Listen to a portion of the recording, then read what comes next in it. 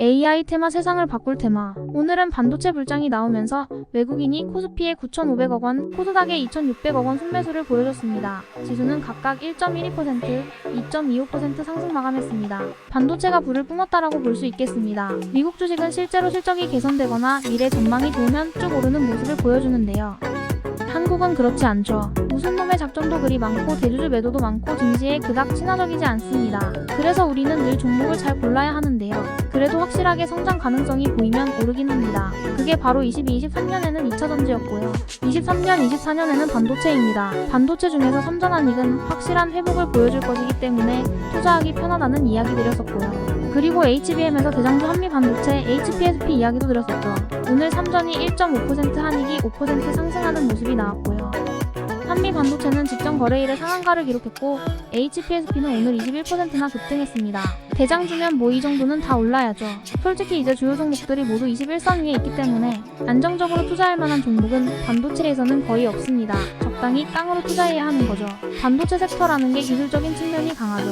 어떻게 보면 큰 범주 내에서 IT 섹터입니다. 그래서 오지 자율주행, 로봇, AI 등등 이런 섹터들과 연계되어 오르곤 했었습니다. 이런 흐름이 저 PBR 테마를 만나면서 주춤했었는데요. 오늘 다시 부활했습니다. 정부의 증시 부양 발표 이슈 소멸판다. 정부에서 2월 중순쯤 증시 부양 프로그램을 발표한다고 했었죠.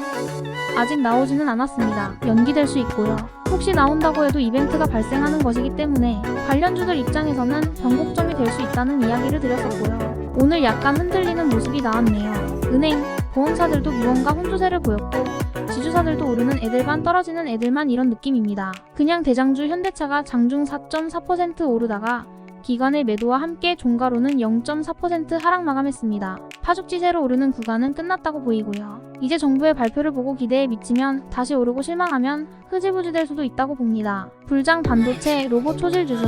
시기적으로 변곡점인데 때마침 반도체 쪽의 호재 ARM, 호실적, 새말트 만의 9천조 투자 발언들이 쏟아져 버리니 반도체 형제들이 우르르 올라버린 것입니다. 반도체주들은 이야기 많이 드렸었고요.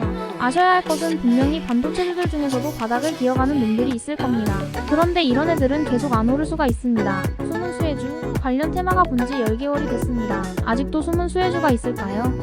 없다고 봅니다. 선택을 잘 하셔야 합니다. 10개월 내에 급등 이력이 있는 종목들 위주로 공략하는 게 좋습니다. 이것은 다른 섹터를 대할 때에도 마찬가지입니다. 중소형 AI, 로봇 등등 숨은 종목은 이제 없다고 보시고 투자해야 합니다. 로봇은 오늘 전체적으로 올랐죠.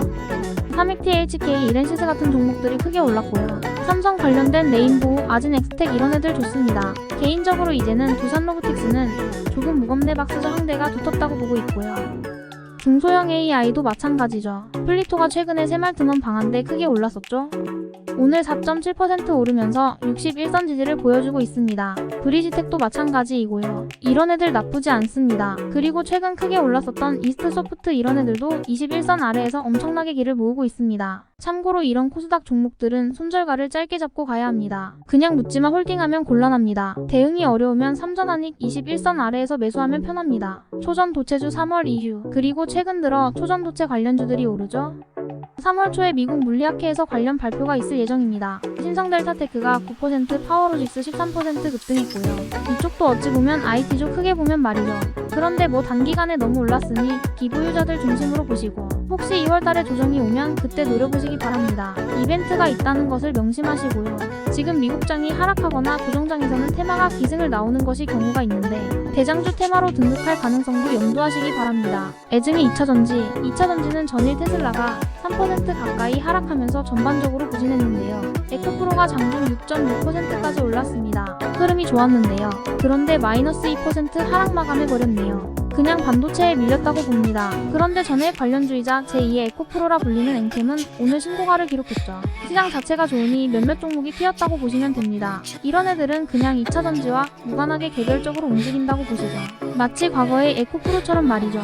2차전지는 반도체에 밀리고 있지만 그런데 지금도 혹시 고점에 물려서 버티고 있다. 그럼 이제는 홀딩해야 합니다. 다만 홀딩할 때 주요 소재주로 옮겨가서 홀딩해야 합니다. 최소 시총이 1조 원은 되어야겠죠. 왜냐하면 24년 1분기 때 2차전지 소재 매출이 저점을 찍을 것이라는 전망 보고서가 하나둘씩 나오고 있습니다.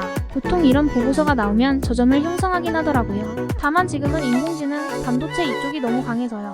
2차전지가 설 자리가 없을 뿐입니다. 구독, 좋아요 부탁해요. 구독, 좋아요 부탁해요.